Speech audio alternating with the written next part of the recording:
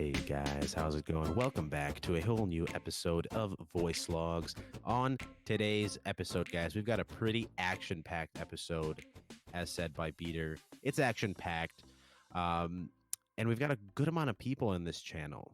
I feel good people and a good amount.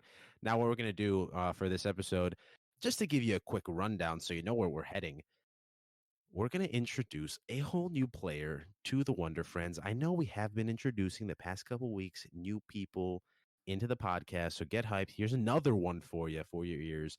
We have another long-awaited return of a Wonder Friend. So she's going to talk a little bit about that, her return to the podcast. Then we're going to talk a little bit about gaming because gaming's awesome, and especially during the break, you're gaming. So we're going to talk a little bit about that. We're going to roll that into a little bit of a teaser review, non-spoiler, maybe spoiler thing about The Witcher on Netflix. We'll talk a little bit after, or maybe a lot of it, on Rise of Skywalker. We'll see how that goes and how heated the debate gets. After that, you know, we got Beater in here, so we got to pop a Beater's Corner. Beater will be talking. Yep. We'll be yeah, and that was Darko. What are we doing, Beater? They were just excited for Beater's Corner. Yeah. I mean, that's just so hyped about Beater's Corner. Like, I lost track of what I was going to say. What are we doing for Beater's Corner, Beater? Well, for Beater's Corner, we are talking about the well-needed crossplay of Minecraft. Yeah, it's kind of like a thick Minecraft update and our thoughts. Yes. And that'll be the episode for today, guys. So let's get into it, like just right into it. Who is Darko and why is Darko awesome? Let's get into it. Well, you now have the floor. Thank you. Hi, my name is Darko, and I am one of the Wonder Friends. Thank you all for having me here today. I guess the reason I'm here today is because I'm actually a mutual friend of you guys. When did we first meet? A couple of years ago? Yeah. It's got to be close to 3 years now that we first met. Yeah. First started hanging out maybe a year after that. Because my girlfriend Jessica is best friends with Eleni, so we're mutuals. She appeared in a couple episodes back now, Eleni. That's right. So if you follow, but yeah, so that's how we know each other. What else would you like to know about me? Well, do you want to talk a little bit about what you're doing, where you're headed, like school and stuff like that? Just getting like who is Darko? You don't have to get too specific. Darko? We only want your social security number, but actually, your address, the last place you ate at, basically your security questions. Yeah, and then your password to your Gmail. That's all we need. All right, so I guess I am a senior now, studying public policy. Ooh. At a university. Am I allowed to say which university? Whatever you want, yeah. Okay, Lewis University. I don't know how personal it's supposed to get here for security reasons, but yeah, Lewis University. You can get as personal as you want, but just know if you give out a social security number, I'm not liable. All right, I respect that. Otis will be liable. That's fair. That's fair.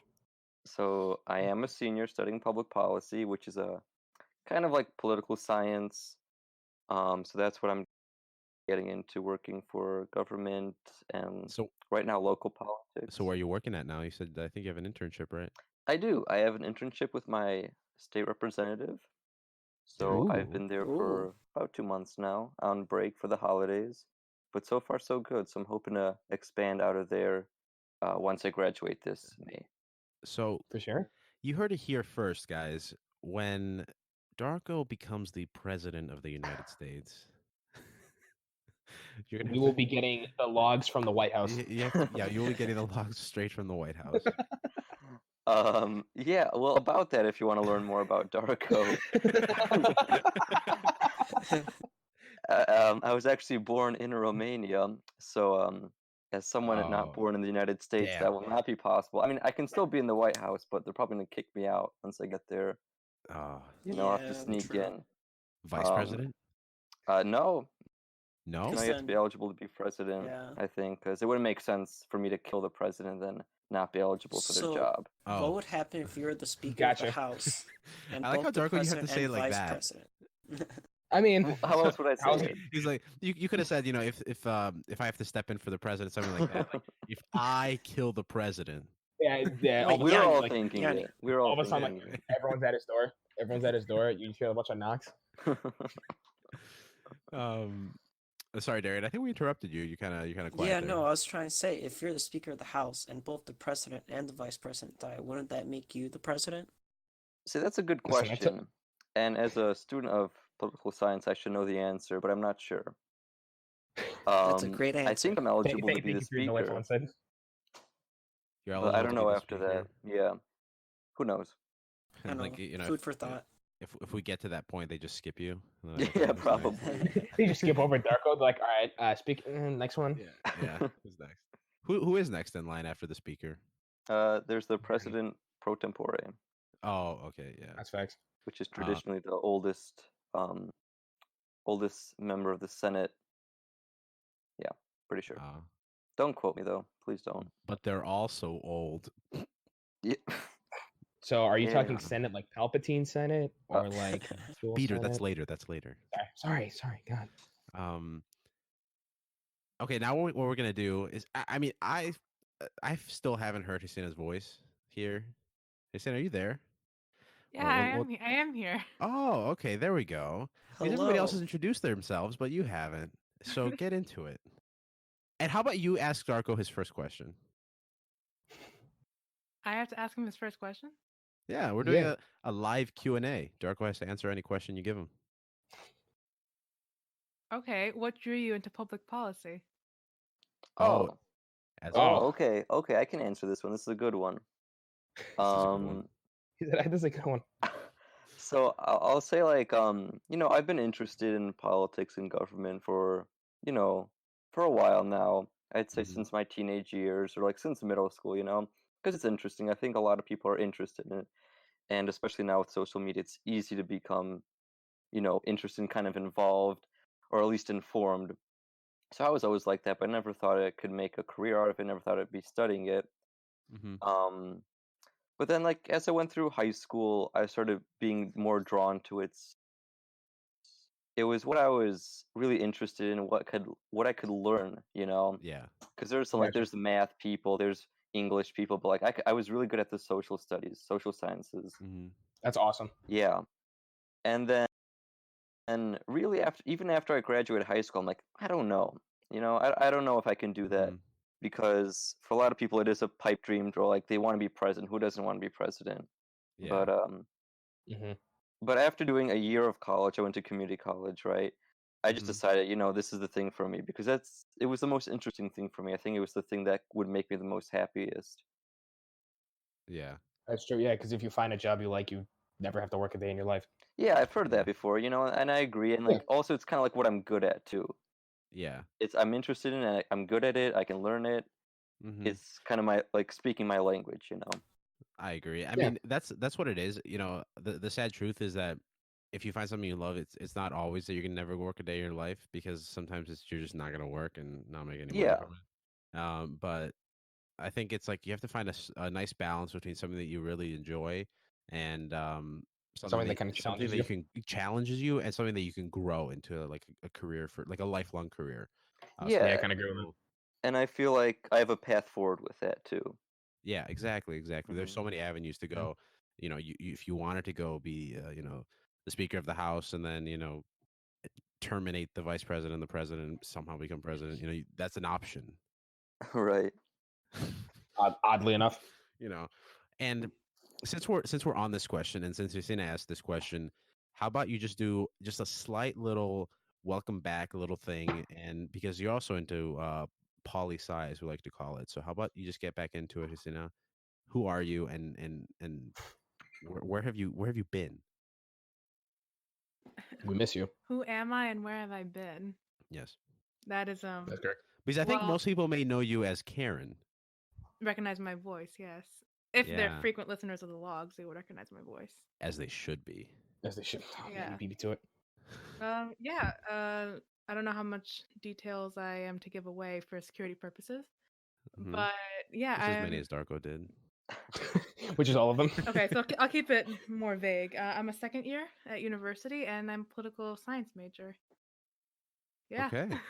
Epic. So, Nice. do you and nice. Darko talk political science all the time? I mean, that's all we talk about. I mean, in the middle of the night, The- 2 hour phone calls. 3 a.m. I just added you on College, IG, Christina, yesterday. I realized I was like, we've been friends for so long now, and I was like, who just added me? And then Because I was Better trying to late than tag you in something. I'm like, oh, I guess we're not friends. And now we are. Wow. Now it's official. Man. Yeah.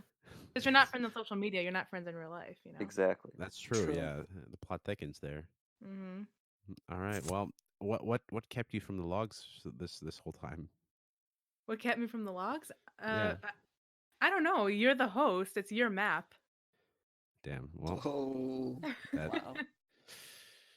I didn't see that coming. Honestly, I No. did not. Can't argue with logic. Can't argue with logic. Why would you say something so controversial yet so brave? So he gets so brave. Well, I'm from the conspiracy series, so Oh, that's true. You're right about that. That's Also, facts. reprising her role. Wow. Is this Karen in the chat or is this Hussein in the chat? I don't know. Karen I has entered the chat. I'm still, Karen has I'm still entered the chat. channeling Karen out of it. Okay, let's move on with the questionings for Darko. Darian, how about you ask the next question? Ask it really nice and really proud. Um, what I was gonna ask, what is your favorite TV show? Ooh. Oh, okay. That's a good one. Right now, I'm not the kind of person who has like one set in stone. I usually go through like periods of time. And That's fair. yeah, like I like The Office. I used to like Game of Thrones before the ending. Season 8. Yeah. Yeah, before season 8. Right now, I don't know. I'm not really watching anything, just kind of like old stuff on Disney Plus. A favorite TV show. We could go to the past too, Yeah. Yeah, true. I mean, I'd say The Office. I've watched it several times. Yeah, that's I'm not a pretty- big that's pretty TV big. person either, or movie person. Yeah. Yeah. Yeah. Okay. Interesting. All right. That's All right. cool. The Office is a very good pick. That means That's you're a true. funny guy, Yeah. right? I'd like to think so. But hey, I also like SpongeBob. I like it a lot. Okay. So SpongeBob's kind I of see you're a Yeah. man of culture. I see you're a man of culture as well. How about So you're a man Peter? of culture. Since you are mutual men of culture, how about you ask the next question to Darko? All right. My question for you, Darko, is how does it feel to be on your very first episode of the logs? That's a good question. That is a good question. Good question. I was hoping nobody took that, man. I was holding on to it for so long. I've been excited to be on for like the entire day. I've just been so hyped up. Earlier today, I was listening to some old episodes just to brush up on like how you guys talk, how the discourse goes, Mm-hmm. just so I'm ready and I'm worthy. So I'm really pumped. I'm really happy to be here. Just We're really happy you're here. just Thank be you. part of the Wonder Friends and just eating apps and laughing. All right, I think I'm going to ask my question. My question, Go for it. Darko, is Okay, I'm going to do like a two-parter because I'm the go host. ahead. Oh man, you're cheating. One is, do you play games? And if you do, where do you play them? Yeah. So I play games, not really multiplayer games. My kind of jam is more grand strategy, and Okay. I play on my Mhm. PC. Ooh, PC Yeah. Master Race. So yeah, I play my Steam games. I like the Paradox Game Studio, and then Civilization series. Oh, yes. Civilization's fun. Civilization is amazing. Have you been playing the new Rising Storm? I haven't gotten 6 actually. I'm still kind of hooked on 5. Oh, really? Yeah, I'm Oh. thinking of getting it soon though. Yeah, 6 is really good. That's what I I've know that heard. a lot of people were saying, between 6 and 5, it's like 6 is kind of like a reskin of 5 Hmm. or something. But it's like it just like looks really really good, and it plays really well. I didn't play too much of 5, but Mhm. 6 is a pretty nice update. It's more cartoony. That which yeah, is kinda that was nice. like my kind of beef with it actually when it first came out. Yeah, Um, just because like I didn't love the art style, but after these yeah. couple DLCs, I've been researching into it. But it looks like it's a lot of fun. Yeah, I think what it is I bought 6 first, and I played 6 for like 200 hours, and then I bought 5 after on like a Steam sale, and I played it and I was like, wow, this looks very dull compared to 6. But I can see where you're coming from. yeah. Yeah. So I guess it's if you're like a long time, reoccurring fan of the series, you just buy everything. Yeah, you might say 6 is kind of like a weird sort of shift, but I I'll have like to get 6. into it. Yeah. You have to, yeah. It's really cool. And it's always on sale in those Steam sales, like holiday sale, autumn Oh, sale, sure. whatever. So $15 last time I checked right now Oh wow. for yeah, the Wow. winter sale, so yeah. might consider it. So definitely, if you're considering it, and if anybody else is considering it, let's just set up a quick lobby or something. Set up a logs official lobby. An official logs lobby. Now, Darko, the second part to this question is, what gaming moment has stuck with you? Ooh. Wow, like my entire one. life. Yeah, a Is that what gaming you're asking moment. me? Yeah, of your entire life. Can it be a bad moment? Whatever Why it is, not? one flashbulb moment. Huh? You get it, Otis? Nice. Psych. Psych major. Psych major. All right. Haha. It's just such a flashlight in your head, flashbulb. That's right, you got it. So as a kid, I played RuneScape. You guys know RuneScape? Me too. Yes. Me too. Yes. Can you describe RuneScape a little bit? RuneScape is a mass online multiplayer game set in a fantasy medieval realm. So Mhm. it's multiplayer. There's other people there. You're playing in all these kingdoms, and you got skills, and you get money, and what have you. And you can trade your money to other people, which Okay. is where this story takes place. Because Uh-oh, you got scammed. I got scammed. I got scammed Oh bad. no.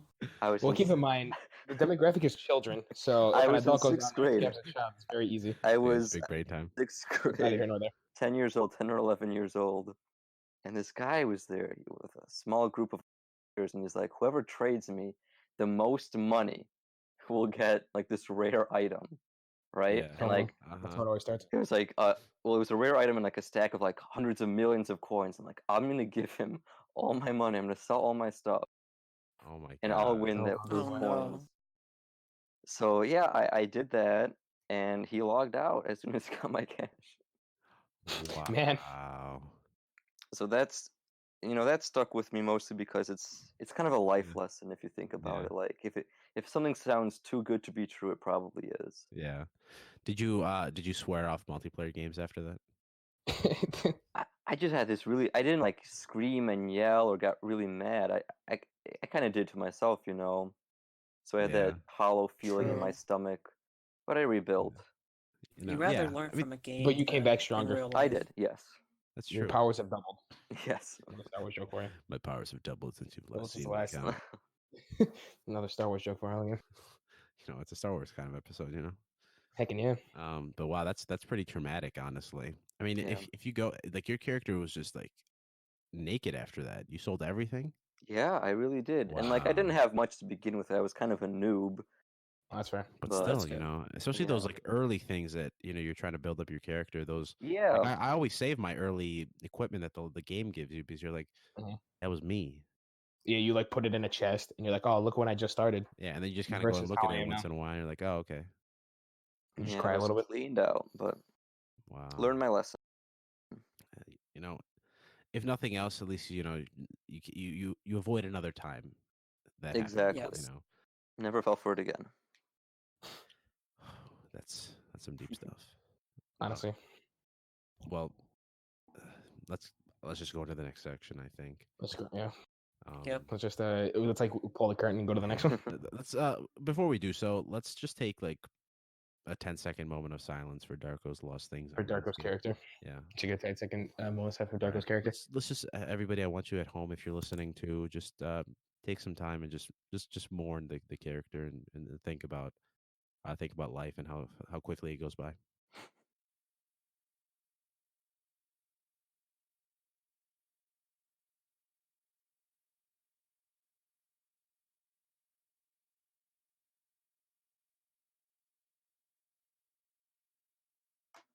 All right. That wasn't. I don't know if that was Solid. quite 10 seconds, but it That was was good. a Good. solid amount of time to think about something solid. It was well deserved. It was well deserved. Now what we're gonna do here is head into the next section here, where we are talking about our current gaming thing. So Yes. let's go down the line here and talk about. Christina, what are you playing? What am I playing? Yeah. Are you playing anything? Are you playing any games?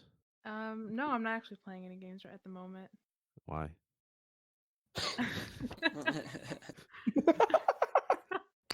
No, why? Why? Where I don't know. Just nothing has really piqued my interest. One and two, it's not. I'm not much of a gamer. Peter, how about you? Let's pick. All right, I'm gonna close my eyes, guys. I'm gonna close my eyes and spin 3 times. All right. And it landed on Darko. Tell me. What game I'm playing on? Yes. Playing right now? Well, like I said, I don't really play many multiplayer games or anything. But playing right now is called Hearts of Iron 4. Ooh. And yeah, it's basically a grand strategy game set in World War II. So Nice. you get like this big map, you can select any country you want and you just play as them.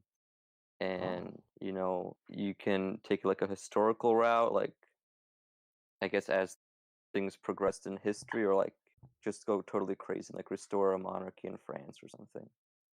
Wow, that seems That's like a the very poli-sci That was very intense. game. that's the kind Sounds of very stuff I intense. like, like politics and history. Like, that's Yeah. why I like Civ too. Yeah, that's Civ. A lot of the things now we're going back to Civ. Um, they've introduced like the World Congress in Civilization, and you can kind of Mhm. fight. This is in Rising Storm, and you can you Yeah. can sanction other countries and stuff like that.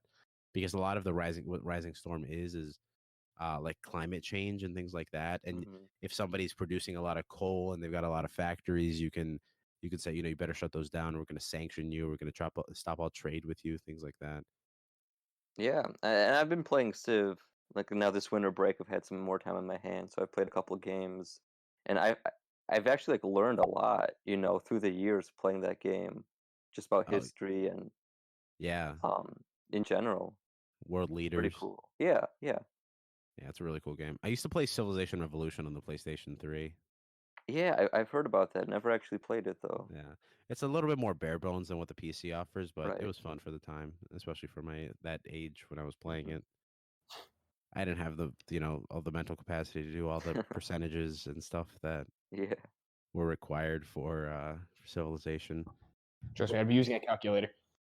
Yeah, you just sit there on the side with a notebook and a calculator. Damn. Yeah.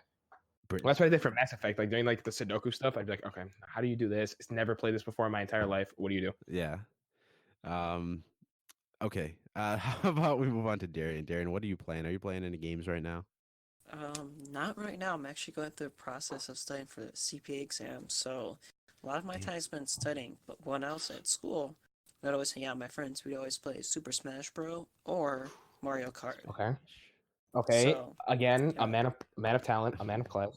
Man of class and culture. So I don't do Um, that much, but I still like to play when I have the time. Yeah. Okay, Darren, when are you taking your CPA exam so we can hype you up? So, my first one, because there's 4 exams, first one is Oh boy. probably gonna be in 1, 2, 3, 4 weeks.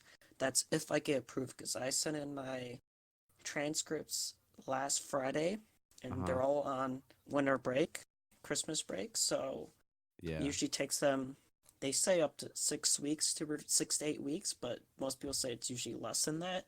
But Yeah. with them being gone for 2 weeks, it might take them longer. So, because the thing is, you have to sign up with the Prometric site ahead of time before you can sit. And if I don't get So you gotta kind of like approved, reserve a seat. yeah, you kind of have to reserve a seat. There's limited seating. And so if I don't get approved until like the 10th or something like that, the slots for the 25th might get filled up already. So then I might have to wait another week or so. So it really depends on how long so it takes. it's very But dynamic. yes, I did get the materials because I figured I have winter break. I can study every day. So, because I go back to school on the 13th, and then, studying is a lot harder and trying to learn all this material while also taking, 4 classes. Yeah, that's true. So, that's my timeline. That's the first exam, and then we'll see. Your gaming console is The textbook. That textbook. Yes. All right. It's my life. Okay, that's it. Is the story at least good? Is there room for a sequel? Is there room for a sequel? Is there room for a sequel? They're gonna leave the entire CPA book at a cliffhanger. It's like, Get the next one, and then you'll know more. The next one. This is gonna be it. This is gonna be the one. This I should be mean, the one. the teachers try to be funny sometimes, so it is sometimes fun to watch. Yeah. Is the next CPA book going to be open world? I wish. Or is it gonna be more bare bones? Is it going to be more bare bones, kind of like a linear shooter? We'll find out. Man, We'll find out. Yeah. Okay, Darian's going to report back to us once Yep. he knows all the information, because we don't give false information here on the logs. So exactly. Yes. We only report facts. we'll only report facts. All right, Peter, what are your facts? What are you doing? Ooh. What am I doing? Besides recording this episode and being a super cool guy, I am. Yeah. I don't know. I guess the video games I'm playing is we've been playing a lot of Star Wars Battlefront 2. I remember we touched on that Yeah. in the last, not in the last episode, excuse me, a couple episodes ago. Yeah. We've been playing a lot of that because of the new movie that came out, Star Wars: The Rise of Skywalker. They added a bunch of like new outfits and new maps and Yeah. new stuff and new people to play with and all that. Mhm. So we've been kind of jumping in on that. That's a lot of fun. It's been a lot of that's a lot fun. I think we did. You're right. We did. We reviewed it. Yanni.exe has stopped working. We reviewed it a while back, and we were talking about, and that's pre-update. So there's some content that's added to this one. Like we want to talk about it, like the Sith Trooper on The Sith Trooper on the First looks Order the side. best. He does look very good. Looks the best. I'm not the biggest fan of his like gun and stuff. No, I don't like I don't like that secondary fire where you have to hold the aim button for it because Yeah. it feels weird because like you're trying to aim to get something in and then all of a sudden you snipe someone from half across the map and you're just saying, oh maybe man. Yeah, and like I'm constantly pressing the aim button in and out so like I can actually Yeah. aim, and it just you can't. starts firing like green goo. I'm like, what the hell is this? Are we playing Ghostbusters? I mean you aim in, but Yeah, just in but the wrong capacity. But it fires, and then it kind of you're like, what? Oh, what happened? Did I fire my gun? And then like His abilities are very nice. you press it. Yeah, his abilities are very nice. You said you were playing the gunman, Gunner. the Ovisian gunner on That Resistance gunner side. on the resistance side, he is unbelievably overpowered. I hope he doesn't get nerfed. I hope they kind of keep him where he is because his top ability is it's called like defensive stance, and what he does in that respect is that he'll like his blaster, it'll go from like overheating back to regular, and he buffs his teammates around him and he heals them. Or he's got like an anti-tank missile, if you will, in like Star Wars version. That the other one will be that anti-tank missile. It will, yeah. And then his other one is he like just charges you, like kind of like he just tackles you like a football player, and his health is ridiculous. It's very good. Yeah. That Rise of Skywalker update's very good, and plus it added like the new outfit that Kylo Ren has, where like his map fixed. And like you can also buy like a $25 celebration edition. Yeah. And you can upgrade and you can get like all the skins and stuff. Which I have debated getting, but I'm still on the fence of getting because I was thinking about getting it because it's everything. It's nice. The update. It's everything. The update is super nice. Yeah. You get skins, and you know me, I'm all about them cosmetics. Finally have games. a new splash screen when you're in the loading screen, stuff like that. Yeah, finally. Yeah, I don't have to look at Adversio. I don't have to look at Adversio ever again. You just have to look at every single helmet that existed for a trooper in the Star Wars universe ever. I would prefer that. Yeah, but I would kind of prefer too if they had like, for example, like when Obi-Wan came out with Grievous, then they would like the splash screen would be them, or like when Anakin and Dooku came out, it would be them. Yeah. But, like that kind of stuff, kind of like events. Yeah. But the thing that's kind of cool, like every time you come into the game, or every time you come back to the menu after like a game, you'll see the splash screen, and then you'll see like a different hero pop out. Like you'll see like maybe you'll have Luke one time, and then it comes out, and then you like Palpatine, you know, with this cool little electricity. It was like, oh, cool. Yeah. That was a little bit of Darko. That wasn't actually Darko. Don't blame me. Sorry, Darko. Darko, sorry. Were you practicing your dog impression? Absolutely not. No, I wasn't. I'm not a werewolf. I'm a vampire. Excellent. I'm more of a night owl myself. Exposed right here on the logs. Exposed right here on the logs. And another game I've been playing is Grand Theft Auto 5. I got back into it only because my disc broke, unfortunately. Every time I would put it into the PlayStation, it's like you EMP'd it. It would be the weirdest thing ever. Like the game would download on itself, and then you would load it in. It would like load, it would say 60, 70, 80, 90%. And then the console would say, I don't, this disc is dirty, like take it out. And then you'd go to take it out, and then the PlayStation, like the little latch for the disc, it would get stuck and you couldn't take out the copy. So like it was just this weird thing. It was so weird. Like my console's fine. It would like the disc was so or weird. the PS4 was like, I can't believe you've done this. I can't believe you've done this. And so I had that disc for like probably 2 or 3 years, as long as it was on PS4. Yeah. I threw it out. It was done for. And then one of my friends bought it for me again as a Christmas gift, without obviously my knowledge, because that's what surprises are. And then I loaded it in. I loaded back into it, and it's really fun. They added a new casino, like a new heist called the Casino Heist, and the Diamond Heist, and you just rob like one of the biggest casinos, probably another like Ocean's 11 homage, like they always do. But it's really nice. I'm hoping getting back into it is very nice, and I'm very hopeful. It's good. I guess we'll see. I don't know. Oh, I'm saying we'll see for the next one, like GTA 6. I don't know. I'm not gonna buy it. Yeah, I don't know. For GTA 5, I could never get into it. We did a couple heists, but that was kind of heists, but I could just never get into it. It was partly the controls, partly that's fair. Everybody was like super hyper leveled above me. By the time I got into it, it was like, okay, well, I That's can't. fair. Yeah, well, even now too, like for the holidays, they have snow on the ground, and that's probably the worst thing, or one of the worst things Rockstar's done. Yeah. Because the car drifts like crazy, and it's horrible because your car keeps moving left and right while you're trying to drive forward. Yeah. You keep crashing into stuff, you keep messing up your car, and that's horrible. I know. So it's not good. It's okay. It's GTA 5. A lot of people enjoy it. It makes a lot of money. And we don't want to take that away from you too. Yeah. So if you love the game, more power to you. If you hate the game, don't want to take that away from you, more power to you. For sure. Okay. And in terms, I think we kind of covered like what I've been playing recently with Beater on the channel. So I've been playing a lot of Battlefront 2. A game like very, very recently, like a couple days ago, I got back into is The Witcher 3 Wild Hunt. Just played it randomly, and it's such a good game. It's so good with like side quests and things like that. I'm playing the Blood and Wine DLC. Oh, with the vampires? With the vampires, yeah. So I've gotten honestly, I don't know to what point in the story I am now. I'm like doing some quests like the children and the toys. I don't know if it rings a bell for anybody that's played The Witcher, but or maybe you're just doing the hidden Santa Claus quest. Is there one? I never played it. Oh, well, why you gotta tease me like that?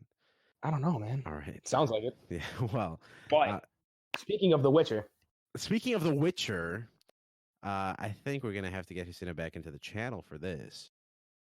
We've got a nice, awesome, quick Witcher review, non-spoiler, spoiler, maybe spoiler. We'll see how it rolls.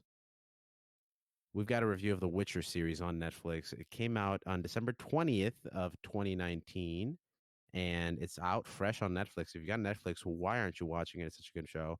What are your quick reactions? Give me a minute reaction. I think it is fresh. It's inventive. It's something that you haven't really seen before. It's a combination of other things as well. And to me, I think it's one of Henry Cavill's best roles, best portrayals, because you can tell he's passionate about it. Like he really enjoys the character, and he's like well-rounded in the universe of The Witcher. So I think it's really great. Everyone plays their role beautifully. For sure. Yeah, I think what it is that he's passionate about it, because there are things like on YouTube that he was like calling in Netflix all the time saying, when are we going to do this? Let's get The Witcher going, things like that. And he's a gamer too. So, we love Henry Cavill here at the Logs. He's a gamer bro. He plays Overwatch, stuff like that. He plays MMOs and like tactical things like Warhammer and Darko, so that's a big respect for Henry Cavill there. Yeah, mad respect. I think we need more representation of gamers. Yeah, right. In like popular culture. Yeah, because it seems like it's something you have to be quiet about. Sorry, go for it.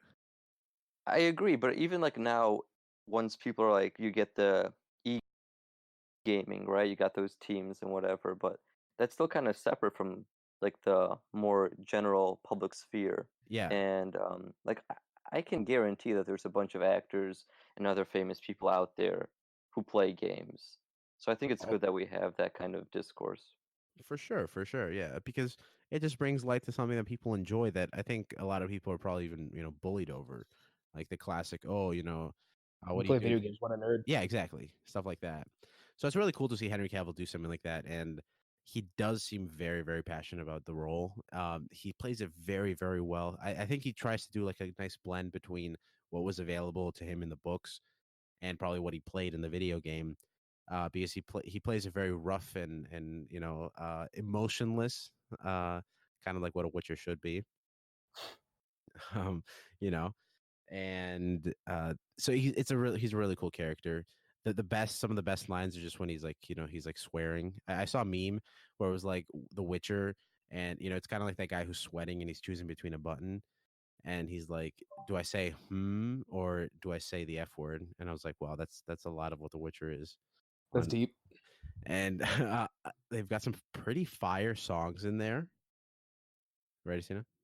The soundtrack is pretty killer so far. They don't have it on Spotify though. That's the thing. Oh yeah, they need to add that in. Yeah, because really, we've only really interesting. yeah, I've been listening to on YouTube like the classic the song. Probably a lot of people have heard it. The "Toss a Coin to Your Witcher" song. Yeah. Very good song. The vocals, the pipes on that man is incredible. Yeah, I saw the memes. I think I told you, or in the memes in the chat, and people were like, the bard from The Witcher, Dandelion, he did not have to go that hard on us, and he did. Yeah. So, what is your opinion on the story? Like, how deep? Okay, Peter, let's do. How deep should we go on the story here How deep should you go? As in terms of you could say, spoilers? I think we should keep it spoiler free. Spoiler free. Yeah, because it's up to I you. think You guys I think decide. everyone deserves to experience it Yeah. up front. That's fair. That's fair. Okay. Then how about you do something like a tips and tricks sort of thing with the story, because it is a little confusing getting into it, especially if you're not like really ingrained in the books and the lore. Christina? Oh, me? I thought you were talking to Otis. No, I haven't seen the show.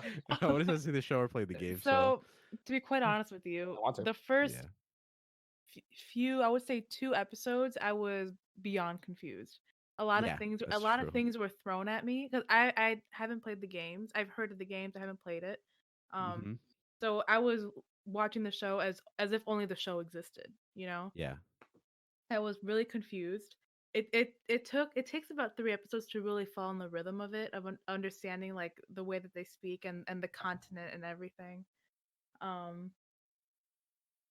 I don't want to go into further detail, but a lot of I love how everything is so interconnected. And spoiler, it's not really a spoiler, but the 7th episode is where everything really starts coming together, and then it clicks in your head like, oh my god, that makes much more sense. And then if you watch it back, because it's only 8 episodes, you can watch it again.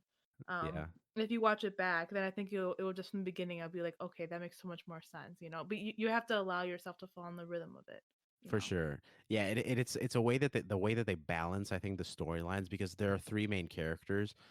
One is Geralt of Rivia, who's played by Henry Cavill, who's the Witcher.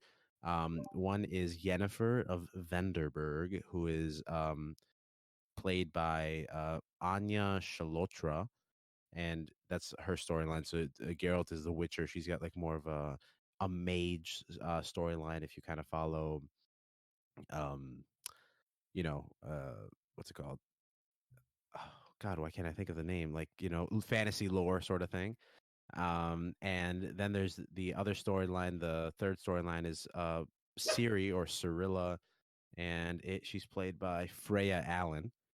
And so those 3 storylines are kind of interwoven throughout the episodes, and it's really cool to see how they actually do it. Yeah, I think you're right. We'd get too deep into spoiler territory. Yeah, like you really want to talk about it, but then you're like, I don't want to ruin it for anybody else. Yeah. But there's the relationship between all the characters are really unique, and there's a great dynamic and like platonic and romantic intimacy between all of them. And I think that's really, really interesting the way that it plays out. For sure. I enjoyed Henry Cavill for sure. One of his best roles, I think. He seems super natural in it. And he's like the choreography is really good, I was especially gonna from the say first. he does his own stunts. Yeah, That's what and he like the way that the fighting plays out, and it's pretty gory, but that's like everyone knows gonna be pretty gory. yeah, But it's everything is so beautifully done. yeah. Um, Does he double pump his fists like Mission Impossible? he does a signing, so he does some sort of magic where he kind of like pushes. It's like a hard pushback. Yeah. Okay. You know what? I'll take it. Yeah, so he does magic. It's pretty cool. He does magic and he drinks potions. I mean, say less. And he swears a good bit. So, Yes. and another thing is that there are a lot of what people have been complaining about is that there's some female nudity in the show. As a I think that female, was the same case in the video game too. yeah, the video game is just very blatant. You know, it's like, okay, It's very blunt. is this a sex scene? Yep. All right, let's get into it. That's Let's roll it in. that is like here we go again. You know that meme. Yeah. That's the video game. But in terms of the show, Hussein, what did you think of what a lot of critics are complaining about in terms of the blatant female nudity? As a woman, I think that there is a lot of moments, and it's not just The Witcher, it's just generic in like the film industry, fashion industry, music industry. There are a lot of moments of unnecessary nudity. And Mm-hmm. I think you know what the difference between necessary and unnecessary. Necessary would be like on the brink of like a love scene, or when Yeah. someone is like, dying and they're like stitching them or like healing them or something along those lines. There were Yeah. moments in the series where I was like, did that really need to happen? But okay, kind of things. And the same thing goes for Game of Thrones. I didn't. I was gonna bring that I up for never. unnecessary. I didn't watch Game of Thrones. But there were moments where I'm like, someone walks into the room and the woman just finished putting on her clothes. Like, that was that necessary? Yeah. It's moments like that. That I don't know. I don't know if they put it in just to have the audience know that there's a certain kind of maturity you need to watch this. Mm-hmm. But then again, I think you can say what you want to say while keeping the clothes on. Yeah. I agree. Yeah, there are moments like that. It's less so than something like Game of Thrones, where there is a lot of just. I heard it was pretty bad in Game of Thrones. Like there was a lot. Yeah, yeah. I mean, Game of Thrones. I mean, the one thing though that I think it's a specific critique about The Witcher season 1 and kind of like the first couple seasons of Game of Thrones is that a lot of the nudity was like female nudity. Yeah. And it wasn't like equally balanced. And I think if it was, people wouldn't really talk about it too much. They'll just say, "Oh, there's a lot of nudity." But I think now, especially in today's climate, a lot of the things are like, why does there have to be so much female nudity when like one of the main actresses, Anya Shalotra, she's fully unclothed, with her chest, fully unclothed, in a good amount of scenes, when another lead like Henry Cavill, doesn't really something like that. And I think that's where a lot of the criticism comes in. For me, it's like, yeah, I agree. I agree when there's like what you're saying, the unnecessary nudity where you're walking in like, into a garden and then everybody's naked, or Yeah. you're walking into a room and people are Spoiler, just, non-spoiler. you're walking into a room and people are just having like a like a quick orgy. Yeah, and a lot of shows do that. Like, And a lot of shows do that. Yeah, but I don't know. To me, it's just I feel like they just throw it in there to be like, you have to be mature to watch this. Yeah. And I just think that there are other ways to get that across than just someone taking off their clothes. Yeah. Like, Does it say it on the show? I don't like. Some people look at it as degrading. Some people look at it as empowering. However you want to look at it, I just think that. Yeah, I mean that's a good way to think about it too. Peter, I don't know if I think it is rated mature. So No, like how if you if you like go on the show like under like The Witcher, will it say like, oh, hey, this is for mature audiences? Does it say for mature content underneath? I think it does. Okay, then we're fine. On Netflix? Yeah. It has to, I think. Yeah. It has to. Yeah, if it's got all that stuff, it's got to. Yeah, they have to. But yeah, I agree. I think to a point, like in Game of Thrones, sometimes there is like a sort of necessary kind of nudity thing, where, like you said, where there's like a love scene, and that's like the only way to take it more forward and kind of show the audience because a lot of it is show, not tell. So if you're not going to keep saying, "Oh, I love you, I love you, I love you," sometimes it helps for character development, just base character development, to do something like that. Yeah, or like a public shaming scene. I think that happened in Game of Thrones Yeah, too. like that. Okay. Yeah. And it's I think it's all based on character development. And I agree what you're saying. Some scenes are just like I didn't really sense it too much here. I mean, I like some of those like, random scenes where there's like a lot of people in a room that are naked, but it's not like in Game of Thrones so much where, like you said, a male character walks into a room and then this woman is putting on, like, she's fully undressed and manages to put on the robe, like, oh, now you're here, something like that. Yeah. Or it's just like, you could have just had your robe on, like, I'm okay, the Yeah, story's not going to change. Yeah, it doesn't add anything to the scene, the fact that you're naked. Yeah, exactly, yeah.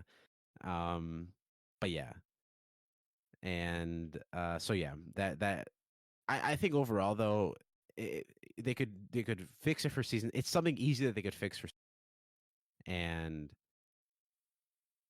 it's a good show. It is a good show overall. Recommend. Overall, Well, recommend. Yeah. How would you rate it out of 5 poppy peppers? Okay, We gotta bring back that scale. Out Yeah, of you're right. 5, I would give Out of it 5. a solid 4. Okay, that's spicy. That's pretty spicy because That's pretty spicy, guys. wait, have we explained the poppy pepper scale to you and Darian? There's a poppy pepper scale. Yeah. Well, it's the thing you just rated. So the poppy pepper scale is Are scale. your 5s different from like the universal 5s? Yeah, for sure they are. Oh, then I retract my 4. No, you don't recheck The poppy pepper scale goes from 0 to 5, 0 being mild, completely tasteless. Like, what is this you just given me?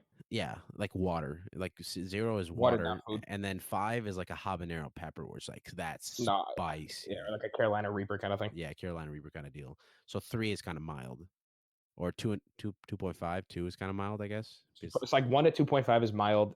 3 to like 3.5 is pretty spicy, and 4 to 5 is like, okay, you've like hit the mark. That's like, my eyes are watering. Yeah. Okay, so Like, it's my eyes are watering. definitely not a 0, 1, or 2. Yeah. But I wouldn't call it a 5 yet. Okay. That's fair. Yeah, I think I would rate it around there, like 3.5, 3.5, 3.75. Yeah. Yeah, I think it's really good. It's pretty spicy, and I think it's fresh. In terms of like the monster hunting aspect too, something that you really haven't seen before. I mean, especially if you haven't played the games or read the books, it's something fresh that you could watch and kind of chill with. And it's definitely a watch. Currently on Rotten Tomatoes, I think it's at a 54%. Was that reviewer or is that audience? That's the critic. Oh yeah. Oh, critic. The audience is 93. Well, I've listened more to audience than critic. Audience is 93, you said? Audience is 93, yes. Wow. Yeah. Sometimes the reviewers, they just kind of I know, really critical. Yeah.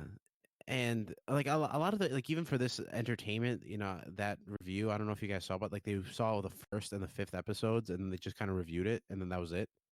Yeah, you have to give the whole thing a chance. Yeah, it's like those reviewers who say like, oh hey, Geralt didn't use this spell specifically on the 3rd episode when he was fighting these 6 guys. I'm gonna rate it a 2 out of 5. Like, it was definitely in the books, guys, so this sucks. But it was in the books, so it's gotta happen. A lot of the reviewers though don't even read the books. They don't really care too much about the source material. They just care about what it is, like what the story is. They just Googled too long, didn't read. Yeah, and I think for The Witcher, especially this one, it's an 8-episode sort of compact season that is really faithful to the books, and I think it's just telling everybody, at least for the season, it's a setup season for more, because I think they're just getting everybody up to a certain level. Like, this is what you need to know about The Witcher, and now we're gonna go in and tell more stories for season 2. Yeah, for me, one thing that really bothers me is like the inconsistency in the critic reviews. Like, if you are close to the novel or the video game or whatever story it is, they don't like it because it's unoriginal. But then if you stray away from it, they're like, "This is not like the original. It's not faithful. You can't keep anybody happy." It's kind of like going back to something we talked about the other day, the new Aladdin remake. Yeah. You mean one of the coolest remakes? That was the biggest split because we were like, oh, it was too close to the original. It wasn't close enough to the original. And I was like, what do you want? You know? I loved it. That's my hot take. Yeah, I liked it. I enjoyed it. But so going back to like The Witcher again, I've never read the books. I've never played the games, but you can never make everyone happy, which stinks. You know? Yeah. Yeah, it does suck. Speaking of not making everyone happy, I think we should go into the Rise of Skywalker review. But I feel a disturbance in the Force. I feel a disturbance in the Force, and I also partly because of that, partly because Darko has left us. I mean, he did. He did. He kind of did like a sneak away for the review because he kind of like snuck away from his microphone and closed the door and ran out. And ran out. Yeah, he just like ran. He's like, I'm done with these guys. He has not seen Rise of Skywalker, so I don't think he wants it too spoiled because this, guys, and incoming in your faces and in your ears, it's going to be a spoiler review of Rise of Skywalker. So this has been your spoiler warning because we will be talking about Spoiler warning. Because yeah, we're going to talk about anything in the movie, and it's free reign. it. Free game too. All right. So if you're still listening, you've had That means more you've than seen enough it, time. or just don't care enough. Exactly. Yeah, exactly. So hot take. It's not really that hot because it's been a little bit since we've seen it, but So it's like it's cooling. it's a cool take on Rise of Skywalker. Go for it. What did you think of the movie? Anyway, that's just an open question. Yeah, open question. Anybody can hop in here. I thought it was pretty decent. It didn't really like stand out. I feel like one of my main issues is kind of like one of the main issues too with like the critics and stuff, where it kind of felt like a fetch quest, where it's like, oh, to get one thing we have to go to another thing, and then after we get that one thing we have to take it to another thing. Yeah, like it's kind of like but in these quests, like the characters are kind of like, or not, the main character of Rey is still trying to find herself, and the conflict with herself from the light side and the dark side is really cool because you kind of see that parallel with how Anakin was in the prequels. You feel me? Yeah, I feel you. That's a good point. Yeah, but she's a Palpatine. Oh yeah, that's right. Spoiler.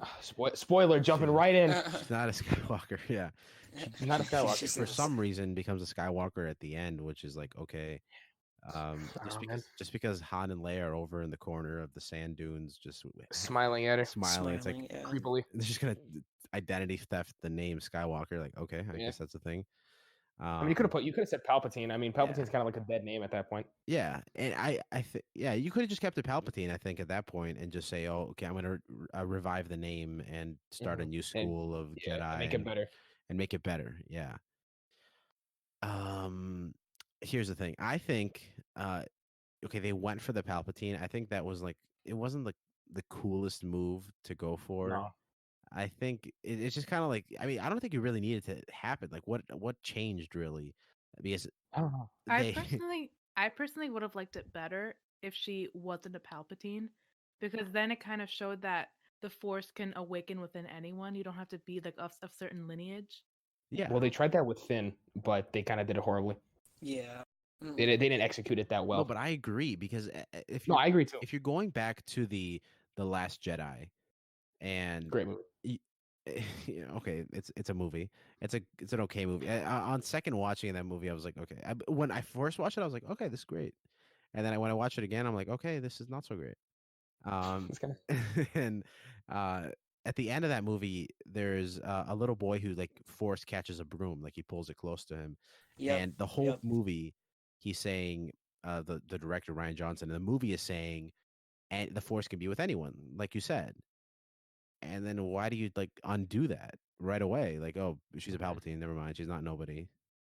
Well, a lot of the things in this movie, it's kind of like they drop it into your lap and they kind of expect you to just follow along with it. So it's like there's kind of never been really evidence that Rey's a Palpatine. Like they kind of just drop it on you. Yeah. Or in the beginning of the movie, they said like, oh, there's been a leaked thing from Palpatine, like a leaked message, but you never see the message in the movie. You have to play the game Fortnite, which was super popular, is probably still super popular. The JJ, and it's not JJ Abrams. Who is it? I'm trying to remember the guy now. The director. Yeah, it's JJ Abrams. Right. Is Abrams? Yeah, JJ Abrams. He said, you know what? Let's not put the thing probably for further development, so you know what Palpatine is talking about. Let's just put it in Fortnite for like an hour, and kind of see where that simmers, and then we'll just see what happens. It's like we need, and the thing is, like, the message doesn't really do anything either. Yeah. There's no setup. It's kind of like they drop it in, and then that's it. Do you know what the message was? Did you see it? I don't. I deleted the game a while ago. Oh, but okay. but he's basically talking about, what I heard from it was like the final order. He's talking about building the final order. Oh, okay. But it's like, also, if they would have put it at the end of like The Last Jedi, because I remember I was watching a video and I kind of agreed with this, or like a podcast, another one, and they were talking about saying, if they would have put it into The Last Jedi as like a final scene or like an after credit, then they can kind of like be okay with it. Yeah, kind of like what Marvel did with Thanos. Yeah, where it's like, okay, if people like it, we'll continue with it, but if they don't, we'll kind of make it a minor plot point and build the movie off somewhere else. Yeah, exactly. Yeah, I don't know. The other thing is, like, it had a very breakneck pace. Yeah, it was a breakneck pace. Like, just like you said, you just have to be okay with, this is what's gonna happen. This is what's gonna happen. Like Leia, for some reason, she's been trained by Luke in the Force, and she's. Well, that's always been like a fan theory. Yeah, but like the thing is, they never showed it though. Like they had they had 2 movies to show it here, before Rise of Skywalker, and like, why not just show it then? Like, you have like some sort of weird tease in The Last Jedi where she like gets exploded in a like the bridge of the ship, and then she kind of like pulls herself towards, floats back in. Yeah, she floats back. Like, okay, floats through space. Yeah, that's the Force? Are we just supposed to agree that now she's a super? Well, the Force has always been spotty. Like, I know, but what I'm trying to say, Force is always plot sensitive. Yeah, but what I'm trying to say is, like, is that what it is? Like, she's a Jedi just because she could do that? Well, I think the reason why they're pushing the Force on her so much is because she is a Skywalker, and they want to get their money's worth with Skywalker name, or they want to get their time's worth, probably. Yeah. Because I remember I was telling you last night when we were playing Star Wars, the Battlefront game, that it's now officially canon. And canon means like it's in the story, like it totally happened. That Yoda never really wanted to train Luke; he wanted to train Leia because he sensed that they were both Force sensitive somehow. Yeah, and because again, Force plot sensitive, love it, super great. But he wanted, and then when Obi-Wan's Force Ghost brings Yoda's like, what am I supposed to do with this kid? I didn't want him; I wanted the other one. Yeah. See, the thing is, I like when there's like a huge universe, kind of like, we'll bring it back to Marvel. Like, there's a huge Marvel universe, and like a lot of comics, a lot of games and stuff that build into the lore of what the movies are trying to do. But the movies are the movies, and they stand on their own. For me, it's like, okay, yeah, I'd love to get more stories out of Star Wars and stuff like that, dive deep into like Star Wars Legends and things like that. But when you're trying to make a 9-movie series, or whatever Disney's trying to do with this trilogy, you keep all the information in the movies and make it a cohesive story in the movies. Yep. Right. I'm not gonna, go to Fortnite to play on some random server with a bunch of, like 12-year-olds so I could see one trailer of Palpatine. Like, what is that? Yeah, it's like a 10-minute clip, and then the Millennium Falcon comes. Yeah, crash land. Go just to put that in the movie somehow. Yeah. But like, I want that's such a huge thing. The Emperor, it's pivotal. The which I think is good. Like, you could do the Emperor because his story was completed, but I guess you can bring it back because he was a huge driving force of story throughout the entire series since the first episode. Yeah. He's one of the main reasons Anakin becomes Darth Vader. Yeah, since he was like Senator Palpatine to Chancellor Palpatine to Emperor Palpatine. He's one of the mainstays in the Star Wars universe. It's the Palpatine and the Star kind of. He's so Skywalker. Grounded. Yeah, and so I guess it makes sense to bring him back, to conclude his story along with the Skywalker story. So okay, I'll give him that. You could bring back Palpatine, but do it in an effective way. Do it where we're seeing like, he was trapped on Exegol, and he was like revived by some Sith, soothsayers or whatever, and then he starts building a fleet. Give us a little bit of a hint for that. Yeah, but instead they decided to say that when Kylo Ren goes down into Exegol, Palpatine's like doing like the pronoun game. He's like, I've been every voice inside your head, and he starts playing like Vader, Snoke. Yeah. He starts doing all that stuff, and then like I said, they start playing the pronoun game.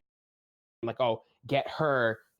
Who's he? Is like, just say it. Like, I get it. I get you're trying to like build some conflict, suspense. but in some suspense. But it's like some like versions of suspense. Like she's a Palpatine, like that. I mean, that's cool. That's cool that they wanted to go for it, like we said. But it's like there was no development. Like if you could like start to see it at episode 7, and then it went into episode 8, and then 9. You know, at least see a gradual development. Yeah. Episode 9 is like, now we just read the internet, and these are the theories that we found interesting, so we just threw it into the movie. Yeah, like if at some point in episode 7 or 8 she was like pushing against something with the Force, and then like sparks lit up on her fingers, we were like, Like oh. episode 9.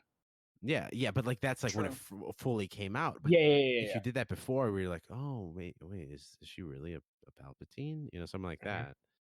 Yeah. And then you kind of waste like the Sith one, where you know she goes into the thing and she starts like fighting her Sith self.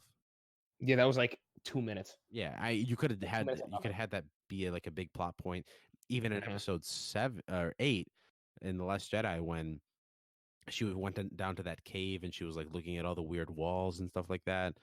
The glass. Yeah, and the glass. Why didn't the Sith show up there? And then they could have had a cool lightsaber battle, even if it was just her imagination. Exactly. And then I feel like there's a lot of fake outs too in this movie. Like a lot of fake outs. Like towards the beginning of the movie, like obviously Chewbacca gets kidnapped in every movie. He's like Mary Jane Spider-Man. He gets kidnapped in every movie. And he gets kidnapped and gets on a troop transport, and he's, you know, they're flying away. And what Rey does is Rey uses the Force, again, plot sensitive, to grab the ship out of the air, and she's, you know, pulling it down. And then Kylo is doing the same thing. She's trying to push it. He's trying to pull it. You know, same. You know, other way around, pull, push, and then he strains her to the point where she uses like the electricity, and she blows up the transport. And you think, oh my God, like Chewbacca's dead. Like they just killed him off. And then they're like, oh no, he was on a different transport that flew away like 10 minutes ago. Like what? It's just he's in chains. That means nothing. Yeah, he's in chains. Or even in the movie, like halfway through the movie, like C-3PO, he deciphers like the Sith dagger in the language, like where they need to go, and he's like, oh, I can't do it. It was a rule that droids can't say anything, but if I were to say it, then my memory goes away. And then there's like this heartfelt scene where he's like, oh, you know, I'm taking a good look at all my friends one last time before I forget them. And then they said, oh, what about R2-D2? Can he back up your memory? And keep in mind, this isn't the first time C-3PO's lost his memory. Like he's had it wiped before. But the end of Revenge of the Sith. Exactly. And I don't know, they had this emotional scene. I was like, oh my God. Like this is such a pivotal scene because this is, you know, a new trilogy, a new C-3PO is going to get all these new memories. And then like 2 hours, like not even an hour and a half later, R2-D2 is like, hey, remember how you said my memory wasn't that good? I just backed up all your memories from Return of the Jedi. And the only thing he forgot was the plot of Rise of Skywalker. That's all he forgot. I mean, sometimes we all wish we could do it. That's all. So it's like, why do it? That's such a It's easier and it's less time of like less recording time to just say, Chewbacca died there. He's dead. Let's deal with the consequences. Or Rey can deal with the consequences. Like, oh, it's so sad, you know, stuff like that. C-3PO looked at all his friends and he's like, okay, this is it. C-3PO's done. I mean, I'm okay. I'm satisfied with C-3PO's story. I don't need it to go on. Like, I don't need him to start like dual wielding lightsabers and start slashing. Like, he's a robot. He becomes a Jedi. He is the Rise of Skywalker. He was the last Jedi. He is a Skywalker. And then there was one more like cop out. Oh, when she kills Kylo, like she stabs him in like this awesome battle with like water shooting up on the old Death Star. Yeah, because Leia distracts him by doing like the cool like in the mind thing. Yeah, she gets in his mind, and then he like pauses, and then she kind of like uses his own lightsaber to kill him, and then instantly, boom, reverse it. Yeah, it's like, and then you're like, oh my God, is Kylo gonna die, you know, by himself? And then she's like, oh no, never mind. Let me just use Force healing, which was in the Mandalorian. What would have been cooler? Force healing. Yeah. Oh, I mean, maybe that's what it is. Like they're introducing in the Mandalorian. They should have seen it in the thing. No, well, it's probably because they saw it first in Rise of Skywalker and said, how can we implement this? What would have been cooler is if at that moment, instead of Rey actually stabbing him, she just kind of like goes to his side and she wields the lightsaber like to the side of his neck or something, and she turns it on, and it looks as if she got stabbed, but it's like just the lightsaber is really, really close to his neck, and then she's like, kind of like Darth Maul it. Yeah, and she's like, I'm not gonna kill you, and something like that, and then she closes the lightsaber and she throws it into the ocean. And then she has that same scene where she's like, I want Ben. Yeah, I want Ben, not Kylo, and then just to further hammer in that point, Harrison Ford shows up for about 2 minutes to say that, and then that's it. Yeah, it's like, what are you doing back now?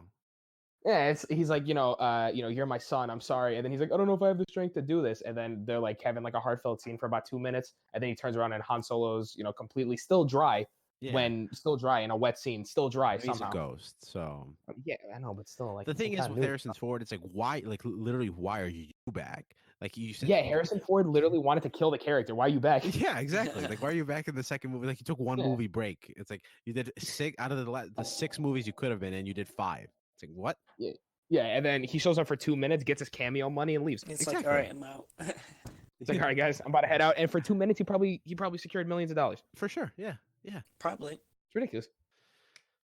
What do you have to say, Darian? You guys, and Otis and I've been bickering over here for a while. So like, go ahead. Oh, go ahead. You go first, Darian. All right, fine, I'll go. So like, So I'm not like a movie critic, so it's like, yeah.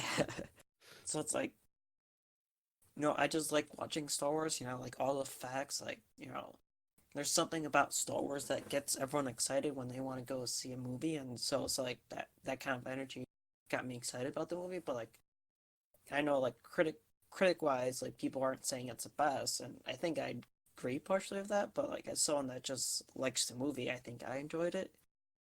Yeah. And I can agree with that. If you're just like looking at it in terms of it's like in terms of, it checks all the boxes. Yeah, for a Star Wars movie. Yeah. Space battles, lightsaber battles, Jedi versus Sith conflict. Just a lot of action, the whole technology and all that stuff. It's just I just think that's really cool. Mm-hmm. Yeah. So that's just my quick summary. I'll let how you're feeling about the Rise of Skywalker. He said, what did you think of the movie coming out of it? I mean, you're not too big on Star Wars either, right? No, I watch it for more of like for company. Like everyone else wants to go, and like, okay, I'll tag along, and then you end up falling into it. But for me, I found myself like I was actively engaged in the movie the whole time. Like I wasn't like chit chatting to the movie. I just wanted to be in the moment of the movie. And to me, I thought Adam Driver was great. Daisy Ridley was great. John Boyega, Oscar Isaac, even Kerry Russell. Like they were great. Amazing acting there. Nothing wrong with that. But I felt like it was, I don't know. I get bothered when people overly judge a fantastical movie. Like there's no like it's made up. There's no right. There's no wrong. But obviously there's like a flaw in the consistency of like the Force and like how the healing and the non-healing and the death and the not death. But plot sensitive Force. Yeah. I didn't think it was that bad, but I was like I did want more. I was like, this can't be how it ends. Like this, they could have done it differently. Like I didn't like how Ben died in the end. I was like, I was gonna say, you had a problem with that one. Yeah, I was like, he should have been the one with the, with the arc that led him back to being good, because he had such potential, Yeah. And I felt like they cut it short. And what they should have done was like when he force healed her, that he force healed her to the point where her heart was beating, and then he just brought her back to the ship or whatever, and then everyone was like, you helped defeat the Sith too, like she didn't do it on her own.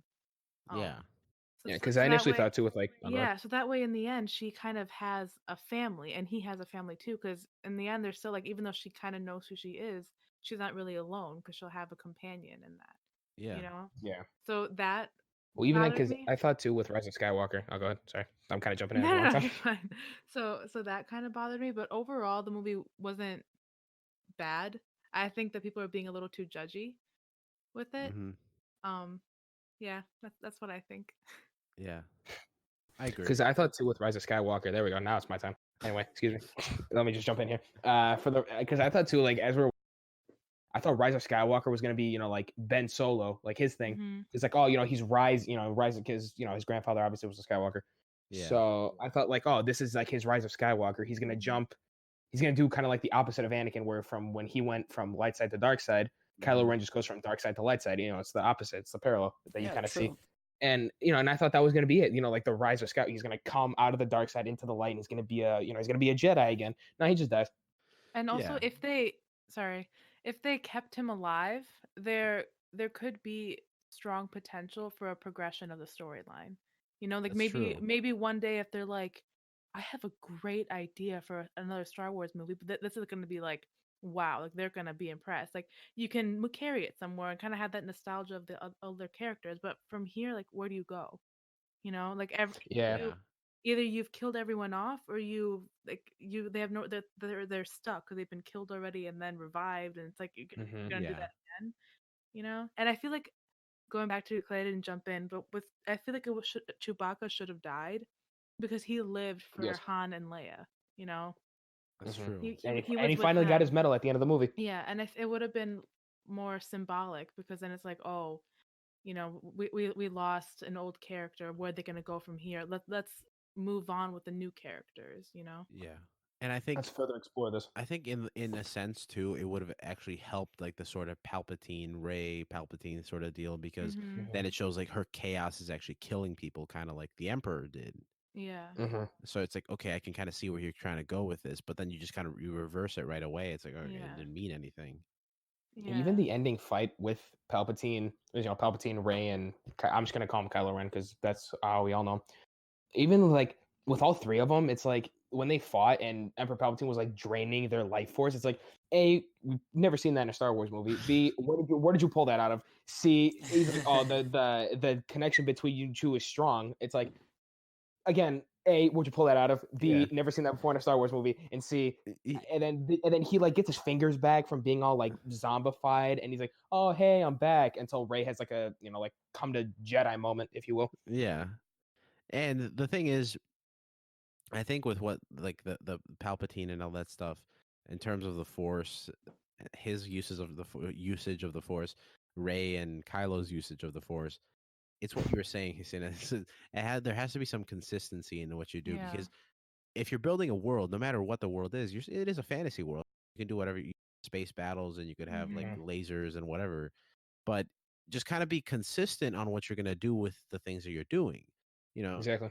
And they didn't do like it's the same thing with what happened with the Last Jedi, where you hyperdrive a ship through like an entire armada and just destroy it all. It's like, okay, what? Like seriously, like you're gonna do that? And then the rebels haven't been doing that this entire time.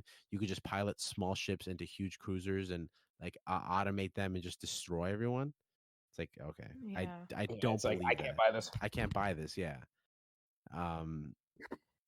If that's an availability, if the entire time, what's his name, Palpatine could have like sucked the Force out of people, like why didn't he just make a bunch of Snokes and make them really powerful and suck the life out of them? Why doesn't he suck the life out of like the thousands of people that are sitting in the stands that are sick? And they're just watching them. Yeah, you know. But he just, you know, let's go for the two people in front of him. Or the Jedi that existed before them, you know. Yeah, exactly. Why didn't he do that with Luke, when instead of like lasering him to the, why didn't he just suck the life out of him there, you know, at the end of like Return of the Jedi? Like, okay. Yeah, but it's also at the same time, they didn't really discuss how Palpatine came back. Like, because if you remember how Palpatine died, Darth Vader threw him off a ship. Yeah, like how are you gonna come back from that? Into like some sort of power grid. He flung him into a power grid. Like, I get it, you like the Palpatine's like all about that unlimited power, but like if you get thrown off a ship, regardless if it's sci-fi or not, you're still dead. Yeah, it's like, and then he's got like a huge like a metal arm following him with like syringes in him. It's kind of like reverse Doc Ock.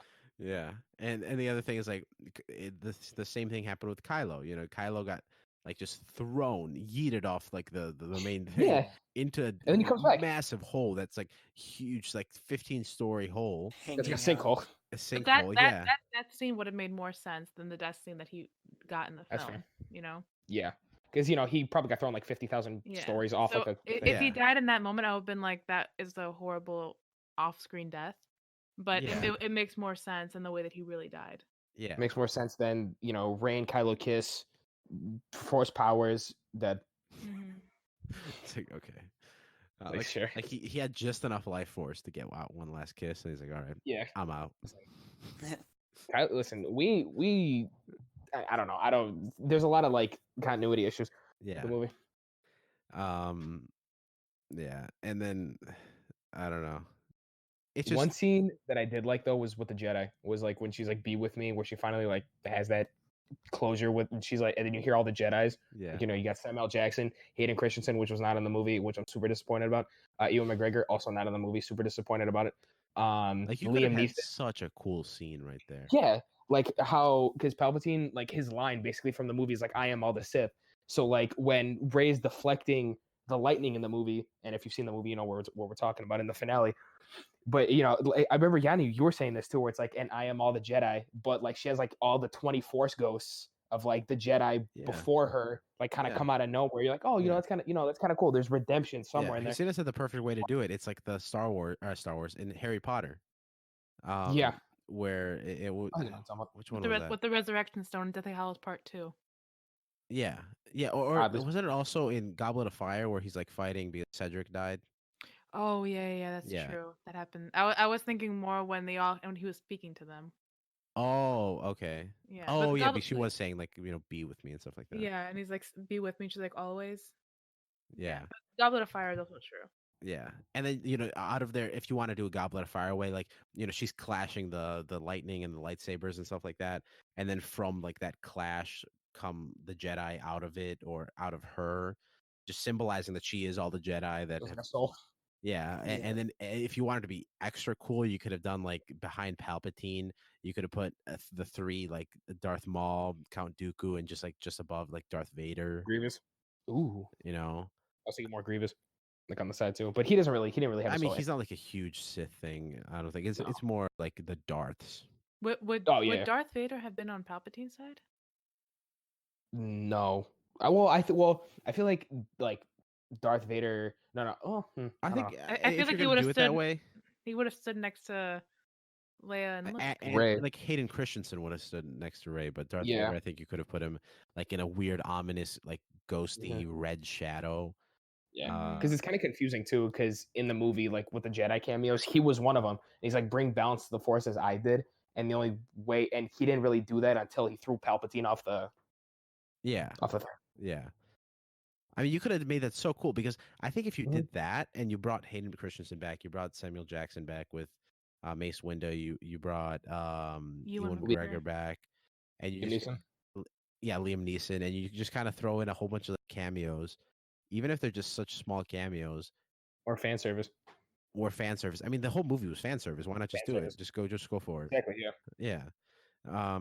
I think at that point, people would have left like, okay, this is really cool. Like, I see where they went with this. Yeah, like at least the final scene, like, okay, the movie wasn't the best, but that Rey Palpatine fight scene was really cool. So, yeah. Out of 5 on your scale? Yeah, if I were to rate it, I'll just go first then. I would give it a 3 out of 5. I would also give it a 3. What about you guys? Darian? It's too safe. Like 3.5. Okay. I would give it. I agree with Darren at 3.5. I would push to give it a 4 if C-3PO and Chewbacca died and Ben lived. That's fair. I would do the same thing too. Yeah. Because I feel like they played it too safe. They're like, oh, Chewbacca died. No, just kidding. He's here. You know, please stop complaining. He's right here. Yeah. Like, what? They should have focused on allowing the new characters to survive than allowing the old ones to. Yeah, because technically it's supposed to be like a new trilogy. You're right. Yeah. And they're still kind of hanging back on the older characters. And it was only in this one really that the new characters were kind of hanging out. Mm-hmm. Because in the other ones, it's kind of been Poe and Finn Rey. A little bit, and then Rey's kind of like off doing her own thing. So I don't. It wasn't executed the best. I think in terms of a trilogy, if we rate the whole trilogy, Force Awakens, it started off I think well. Sure, it was like kind of a copy of A New Hope, but I think it's kind of like what it needed to be. Just to kind of re-engage the interest and kind of pull away from what the prequels were, which a lot of people weren't super happy about. But then once you move into The Last Jedi, okay, it happens, but I think you can repair a lot of what The Last Jedi did. Or not repair, but just kind of go with the flow with it and still make a good story for The Rise of Skywalker. But I think a lot of what The Rise of Skywalker was in retaliation to The Last Jedi and kind of like trying to say, oh, okay, the fans didn't like this one. Let's kind of like fix it here and then tell another story here. So it's, what are you trying to do? I say you roll with it and you kind of go with what the flow, kind of like, I know I keep bringing it back, but a lot of what Marvel does, because they made those like Iron Man 2 in the 2008, and they're still re-engaging those stories and kind of pulling from them and kind of finding ways to find lore and build new movies in 2020. So you can do it, and it's 3 movies, and you can do it and outline them easily and make a cool series, a cool trilogy.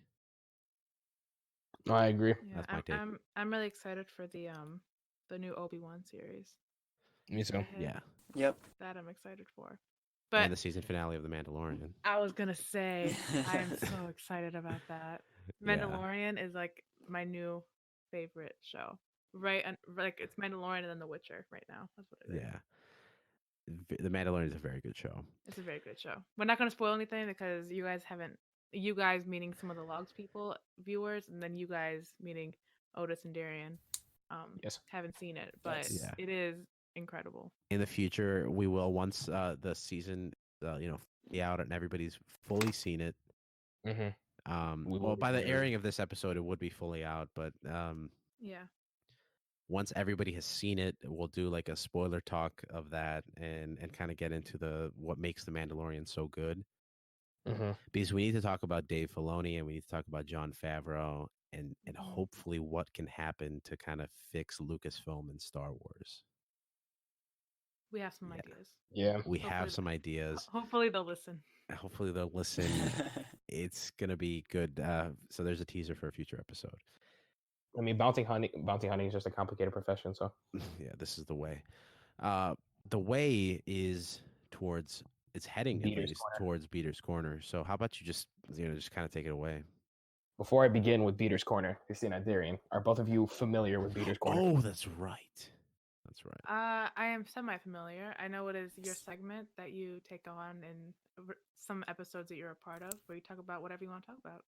Couldn't have said it better myself. Excellent. Mhm. So we kind of teased this at the beginning of the episode, but there has been.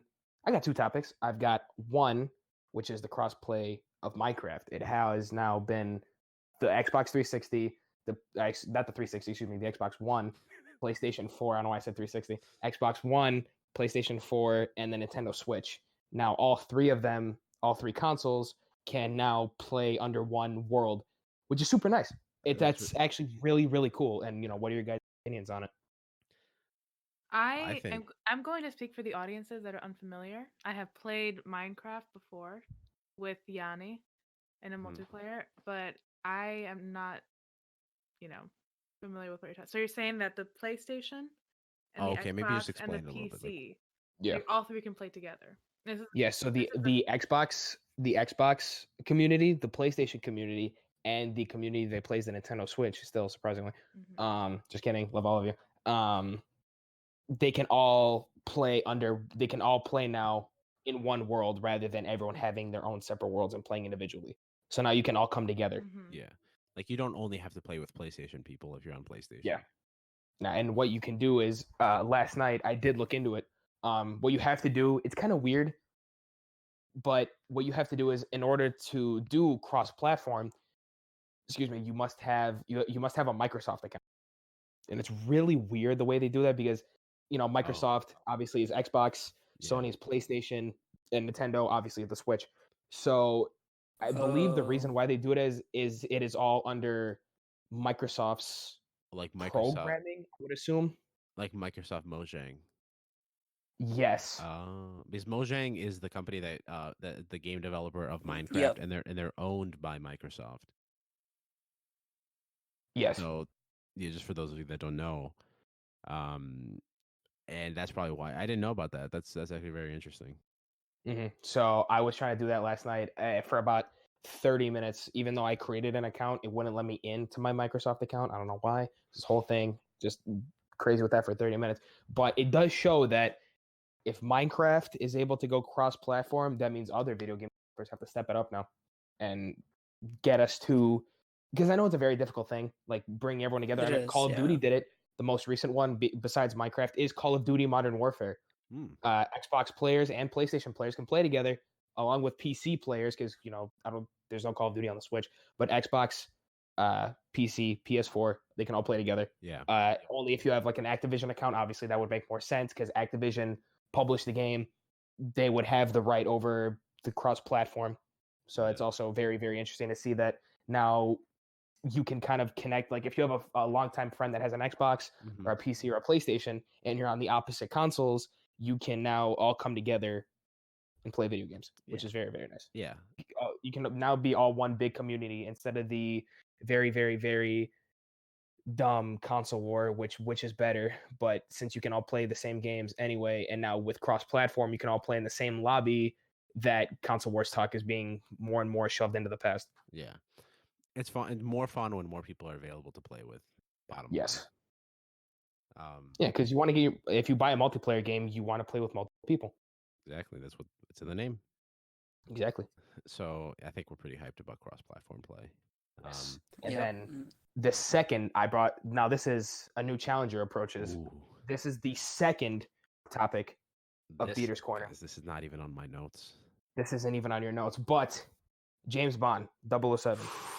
He is coming out with a new movie April 2020.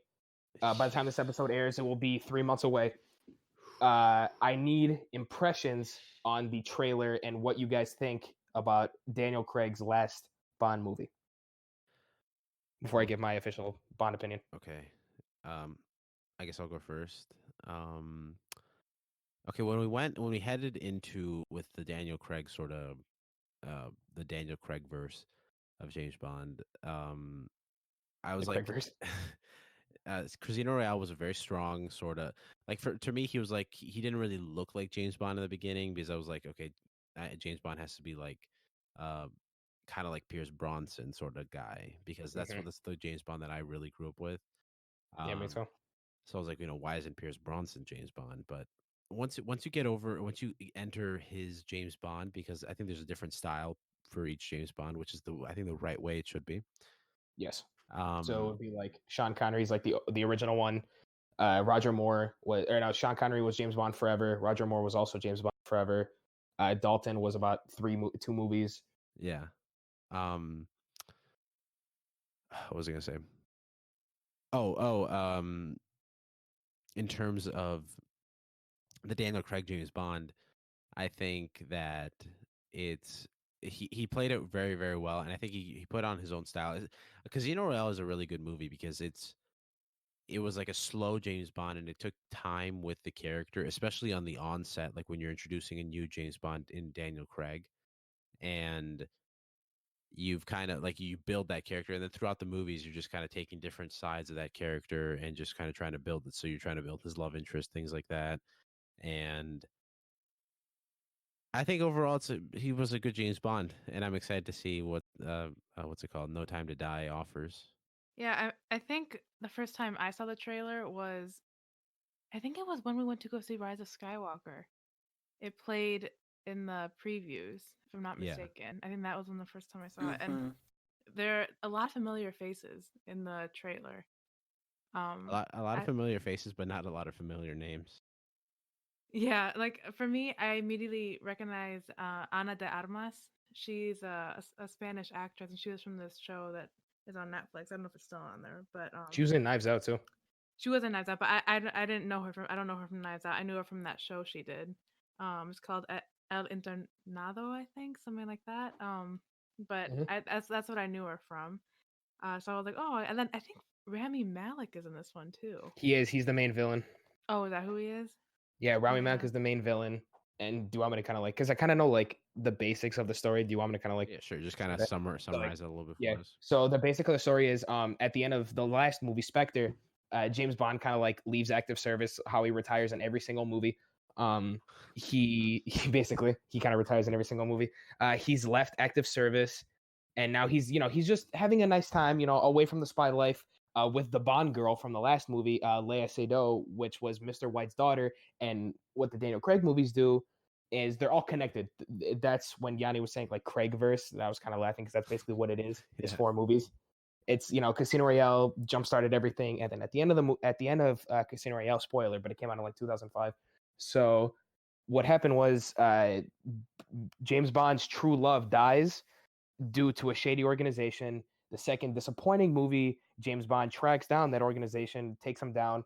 Third movie, James Bond gets shot. Long story. Anyway, but moving past that, it's all just connected under one thing. under one roof. story And line. So is this Exactly. his last movie? This is his last run, yeah. Because James Bond, not James Bond, excuse me, Daniel Craig doesn't want to do it anymore. he's very adamant about it. I'm sure it's quite draining. It's Yeah, and plus he's hurt himself several times. I feel like 80% of them now is just straight up adamantium. yeah. So do we know who's playing James Bond next, or they're keeping it? No, nobody knows. People are, nobody really knows for sure. People are saying the script got leaked online, kind of like how John Boyega's script got leaked for Rise of Skywalker, kind of like that thing. The one they put People on are saying eBay. that the one they put on eBay for like $7 or $70, but they said that the script got leaked. I want to go into this movie without knowing anything, only just what I'm seeing from trailers, because I'm a super huge Bond fan.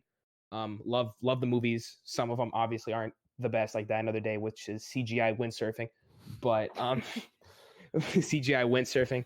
But the Bond movies are just amazing. I remember the reason why I got into them is because I saw him with my uncle, and I thought, okay, this guy's pretty awesome. He gets girls. He knows how to do all this cool stuff with weapons. He's super suave. He knows how to get out of any situation. Yeah. Like he was kind of like, how people have like Batman and Superman. I had like half of Batman, kind of like half of James Bond, because I thought, because I also grew up with Pierce Brosnan and then with Daniel Craig somewhere in the middle, because I watched Pierce Brosnan movies first and then Daniel Craig's. But I just thought like, oh my God, this is such a cool way. I've never really seen a spy movie. This is really cool. So I kind of naturally fell onto it. But the story of this one is he's left active service and he's in Jamaica. And then the character Felix Leiter, played by Jeffrey Wright in the first movie, comes back and says, hey, man, I need a favor. He says in the trailer, you're the only one I trust with this. I need a favor. And then that's kind of what jumpstarts his whole thing. Cool. All right. Yeah, I mean, I don't know too much. I know I'm very familiar with the story. Well, they hid the story for a while. Yeah, no, I'm not very familiar with just like the story, just the generic like Craig verse, this James Bond story. Well, Spectre kind of ties it up somehow. Yeah. So I can't really tell you too much about what I think the story is going to be about or anything, but I think I'm excited for it. James Bond is always cool to see, right? It's awesome. Daniel Craig's been playing it very well, and you're really hyped about it, so that means I'm hyped. So hyped. Because it kind of sucks that it's his last one, because he's always really good in these mixed bag kind of movies. Yeah. Like the way movies. Mixed bag, yeah, like kind of like he's kind of thrown into this stuff. I thought you said like mixed bag in terms of like the reviews. Like, yeah, it was it was mixed bag, but the actual movie is a mixed bag. The actual movie is like Oh, okay, yeah. Okay. Kind of like Casino Royale. He gets his 00 status. Yeah. And that he gets his 00 status. It's super cool. And then they're like, oh, you become a relic of the past, Bond. You're old. It's like that just happened 4 years ago. Yeah. You just became a 00 like 4 years ago. What do you mean? Yeah, honestly. So you're already super excited. I'm just super excited for this movie. I remember when the trailer came out. That's all I talked about for the rest of the day. Yeah, that's true. Guys, have you seen this trailer? Yeah. Have you seen the Black Widow trailer? Oh, I saw it in the theaters for when we saw Rise of Skywalker. It's pretty indifferent about it, because I like Black Widow as a character, but the trailer didn't really sell me on anything. I think the coolest part of the trailer. The coolest part of the trailer for me was like the final thing where she's kind of like the graphic where she's kind of becoming the Black Widow logo. Yeah, that's cool. That's really cool. That was really cool. For me, it's unfortunate that they had to make a prequel. Yeah. Like they couldn't. I think they should have made this movie before Endgame was released. Oh no, sorry, before Endgame. That's right, because this happens between Infinity War and Endgame, right? Oh, it does. I thought it. Or is it I thought it between was. Civil I thought it War? went back to Civil War. Yeah, it's between Civil War and Infinity War. Yeah, yes. I think they should have released it between Civil War and Infinity War. Yeah, I mean, it's I don't mind it too much, because a lot of what say like Star Wars is you're kind of going back and you're trying to find which time slot this movie fits in. So if it's a good movie, I'm for it. You got Russian Captain America. Heckin' yeah, and it's good to see. It's good to see him not being thrown into Stranger Things again. Yeah. Oh, what's the guy's name? He plays Hopper. What's his name? David Arbor. David Arbor. Yeah. he throws on the Russian accent, like a red sort of starred suit, Like a backwards Captain America. backwards Captain America. Yeah, I don't know. That's it. Should be fun. Darian, what do you think? I really don't have much to say. I guess I really don't. No, that's fair. Yeah, because Yeah. I know. Yeah, because for Black It's Widow, not we my really haven't area really of got any details. expertise. So what you're trying to say, Darian, is the trailer made you speechless. Yes. Okay. That's a safe option. We've got Darian, who's going to become an expert on Black Widow, and he's going to report to us soon. Soon. Yeah. Very soon. After he finishes the graphic CPA novel. Yes. That is true. Hopefully, there's plans for a sequel. Hopefully, we can build that sequel and just get all the royalties from it. The funding. we need the funding to build the CPA sequel. If accounting is so good, why isn't there accounting too? Honestly, I've never heard bigger facts. Bear will also get back to us on that. Yeah, he will also get back to us on that. Now, I think that's the end. Well, Whoa. How blunt? Wow. Like, hey, that's it. That's all I got. That's all the energy I got. Yeah, it's like Bob wraps it up. All right, guys, let's pack it up and go home. So pack Great it up conclusion. and go home. So I thank you guys for being on this episode of Voice Logs. I really appreciate having y'all on. So thank you, Darian.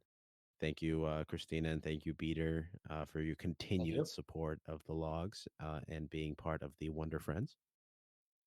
Wonder Friends is the best family. It's the best, honestly. Yep. And I thank you all for listening to this episode of the logs. It has been such a pleasure delivering you fun content that we hope you enjoy. We always hear us ramble on about random things, and I hope it's as engaging for you to listen as it is for us to make. I do want to thank right now. I want to just say thank you to Darko for being in here and kind of introducing himself to the Wonder Friends. We know he had to duck out before the Rise of Skywalker review. He was just saving himself from spoilers. We enjoyed his presence. We did enjoy his presence, though. We did enjoy it. Just you got to dodge spoilers as best as you can, and he did. So thank you, Darko, for being here. Thank you for introducing. We will have him in future episodes of the logs. Don't worry, he'll be back. And thank you again. I want to thank you again for listening to a full year of the logs. Get excited for next week's episode. It's going to be a fun one too. Where we're going to wrap up a lot of what the logs is and is for 2019. That it's going to be a 2019 wrapped episode, so get hyped. Like Spotify, yeah, exactly. Now, I just want to tell you, please go and follow the logs anywhere you listen to podcasts. You could follow and subscribe on Spotify, on Apple Music, on Google Play Music, and pretty much every major podcast service. You can go right now and subscribe while you're subscribing to things. You can subscribe to the YouTube channel, and you can get nice transcriptions of the episodes there where you can follow along with our words. Hopefully it's clear. Then you can go and follow us. You should go and follow us on all the social media platforms.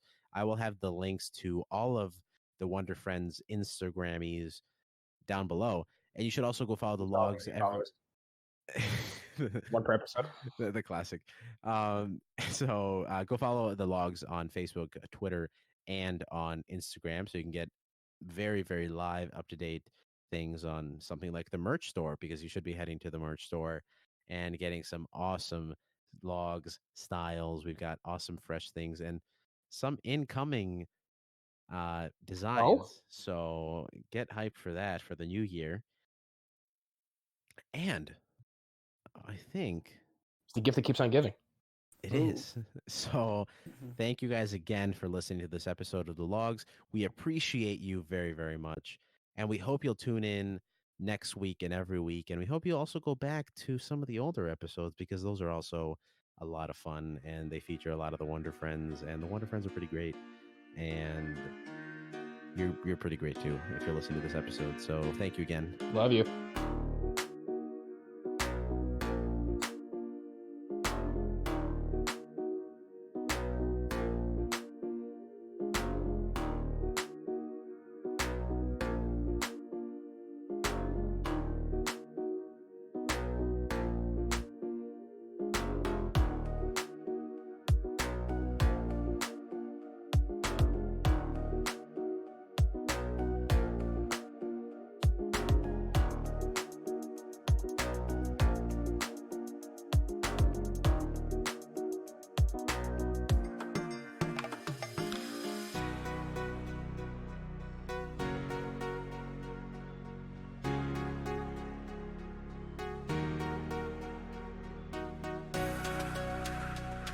Bye.